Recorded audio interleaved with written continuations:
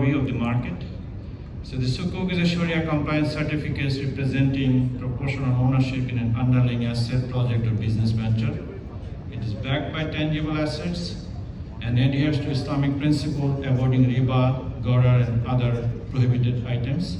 Right now the size is about 2023 863 billion. There are over 5,000 total number Sukuk outstanding. Year-to-year growth between 2021 to 24 about 9%. The market is going.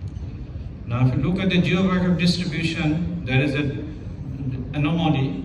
The Malaysia roughly contains around 40 to 45%. GCC on the other hand 35 to 45%. And the other growth markets, Turkey, Indonesia, Pakistan about 15 to 20%. So GCC bloc follows closely, reflecting its robust economic base and supporting regulatory environment.